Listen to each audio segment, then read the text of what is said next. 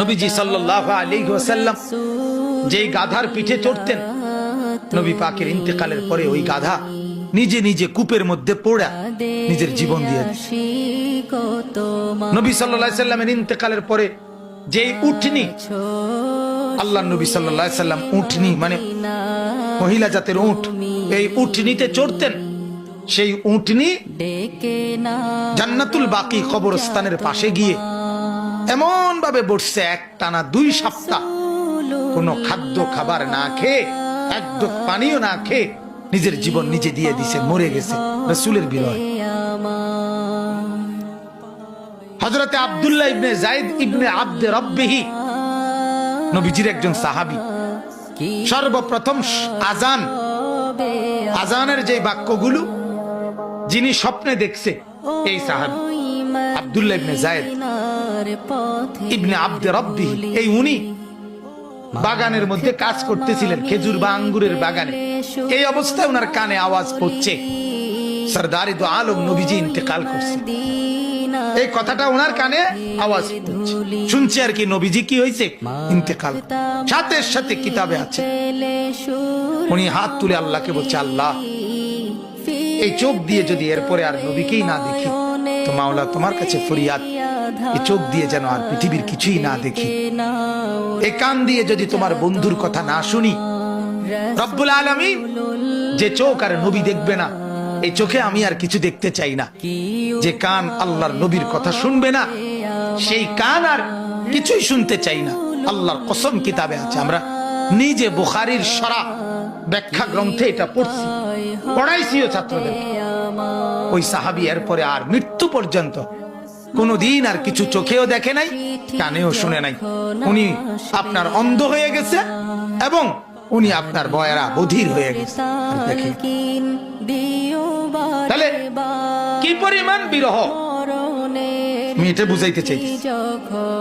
নবী পাক সাল্লাল্লাহু আলাইহি সাল্লাম সেই তাকেও কি যাইতে হইছে, কবরে যাইতেছে।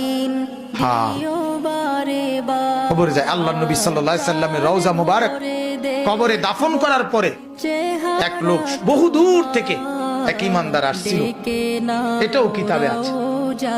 আয়েশা আল্লাহর নবী সাল্লাল্লাহু আলাইহি সাল্লামকে আয়েশার পায় নাই, দেখে নাই, এই কবরের মাটির মধ্যে চিৎকার দিয়েই জীবন দিয়ে এটাও আমরা কিতাবে পড়ছি।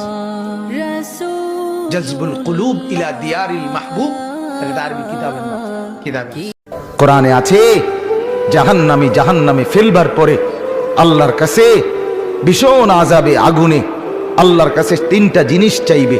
জাহান্নামী বলবে, আল্লাহ এত কষ্ট না দিয়ে আমারে মৃত্যু দিয়ে দেন। আল্লাহর কসম, কোরআনে আল্লাহ বলেন, আল্লাহ বলবে, না রে বান্দা, লা ইউকদা আলাইহিম ফায়ামুতু, জাহান্নামে কোনো মৃত্যু নাই। নাফরমান জাহান্নামী তখন বলবে, আল্লাহ তাইলে আমারে একটু তাখফিফ, একটু আযাব হালকা করে দেন, আমারে মাসে একটা দিন কদ্দুর বিরতি দেন, 24 ঘন্টার মধ্যে আমারে 10টা মিনিট হইল কদ্দুর আলগাত রাখেন, আমি আর পারছি না মাওলা। আল্লাহ তাআলা বলেন, ওয়ালা ইউখাফফাফু মিন আযাবিহা, না রে নাফরমান, 1 সেকেন্ডের জন্য জাহান্নামের আযাব কমানো হবে না। 3 নাম্বার, নাফরমান বলবে, আল্লাহ তাইলে আমারে দুনিয়ায় একটু ফেরত যাইতে দেন, আমি নেক আমল করব এবার গেলে। আল্লাহ বলেন, যেদ্দুর হায়াত দিলে নেক আমল করা যেত, ওদ্দুর হায়াত দিয়েই তোমারে আনছি, আর ফিরবা না। কাল্লা, না না, দুনিয়ায় ফেরত যাওয়া যাবে না, তাইলে মরতেও পারবে না, আযাবও হালকা হবে না, দুনিয়াতেও ফেরত যাইতে পারবে না। তো কি করবে? ক্বাল ইখসাউ ফিহা, আল্লাহ বলেন, ইখসাউ ফিহা, তুমি নাফরমান জাহান্নামের মধ্যেই পড়ে থাকো, ওয়ালা তুকাল্লিমুন, আর কোনো কথা বলবি না, শুধুই আযাব ভোগ করতে থাকো।